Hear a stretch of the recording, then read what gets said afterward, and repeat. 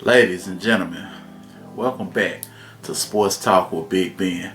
I'm your host, Big Ben. And you know the usual spiel. If you like my channel, if you like what you're watching, you like what I do here, follow me on my socials, my Facebook group. Follow me on my Instagram. And follow me on my Twitter.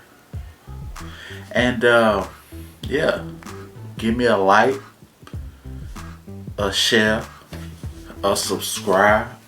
All of that helps this channel to grow. And the more subscribers I get, the more videos I can do to entertain you with my thoughts on different sports things. So, that being said, let's get into it, baby. This week we got the Super Bowl going on. I'm not going to talk too much about that. I've already given you my thoughts on what I think is going to happen. Kansas City taking home the dub, getting the 2P.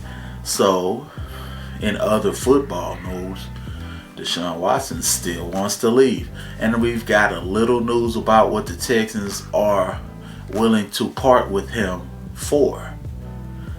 I read that they want 2 first-round picks, 2 second-round picks, and they also want 2 defensive players. So, I've got an idea of a team that can give up all of that and still have a good chance of keeping a very good team and adding Deshaun Watson.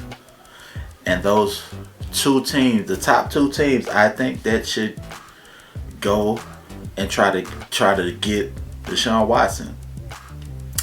The 49ers and the Chicago Bears. And they'll still have a very decent team if they go ahead and try to make this deal. Those are my top 2, but there also are quite a few other teams that'll be just as good. Steelers, for instance. I think if they make a move to try to get Deshaun Watson, they'll be a powerhouse in the AFC. But yeah, he's worth all of what they're asking for him, and I hope he ends up somewhere where he'll be happy. And I hope the other team mollywops the Texans when they play them. Just saying. These guys have made some horrible moves in the past year and a half. But yeah, I'll let them make it right now. I want to talk about a little boxing also. Ryan Garcia wants to fight Gervonta Davis, and he says he'll knock him out in the 2nd round.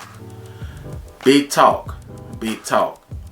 Gervonta Tank Davis ain't going out like that. That's all I got to say about that. I want to see the fight though, because Ryan Garcia been knocking boys out.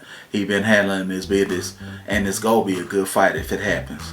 I just wanted to talk a little bit more about boxing. MMA, the notorious one did make a return, got knocked out. Man, Conor McGregor. It's not like he was undefeated, so it's not a surprise that he got knocked out. Older, you know. But yeah, I thought he was finished to win when he came back. Very surprised by that. But Israel Adesanya, the GOAT right now. Whenever he has a fight, I will talk about it. I don't see nobody knocking him out for a good minute. The way he fights, it's like he's dissecting whoever he fights. He might do a couple of dances, or you know, it seems like he a showboat, but the man know what he doing in the fight, in the pit, you know. And yeah, that's enough of the combat sports. Let's get into this basketball. My Rockets, they was on the 6-game winning streak, ended last night. The way they played, I was very disappointed. But it also shows me how important John Wall is. John Wall was out, and it just seemed like they were discombobulated. They didn't have anybody to take control of the offense, so it showed, and they really were stagnant on the offensive end, and that showed in the defensive side of the ball. Most of the time, teams play better defense when their shots are falling, and if you're having a good game offensively, your your whole aura, your whole way you play the game is gonna be up. They missed several shots, and you could tell the shoulders started to slump. They weren't playing as good defense the second time around when they played OKC. John Wall will be back tonight, so I expect this game against the Grizzlies, the number 5 seed in the West, to be much better.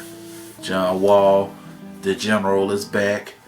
We're missing Oladipo, and Nwaba is still gonna be out, but I feel like when John Wall be back, the whole team gonna play way better. And the Rockets, I kind of like them after the trade. I felt like it was gonna be a little something different.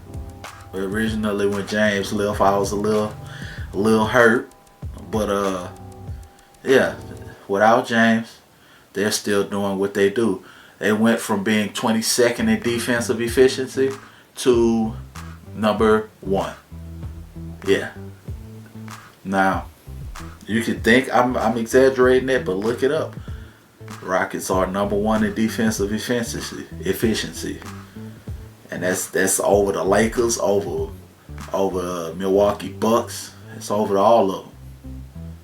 And they're looking good. I like that they're playing super hard. They're taking on the makeup of PJ. The whole team playing like a bunch of PJ Tuckers, just hustling, playing hard. I mean, all of them shoot more than PJ, but PJ don't have to shoot. That's what I always liked about him. PJ, he can go with 2 points, but he'll have a whole bunch of steals, or he's defending the best offensive person. So he gonna make a difference. You don't need PJ to score. As long as you have other people around him, A-OK. But yeah, I just had to get on here and give you my thoughts on what's been going on here. Super Bowl is this Sunday, baby. I'm ready for that. Hopefully it's high scoring. The usual suspects in the NBA, they doing their thing. And I think I'm gonna take you out of here. I just wanted to give y'all a little refresher of what's going on around here. Follow my Facebook, follow that Twitter, follow that Instagram.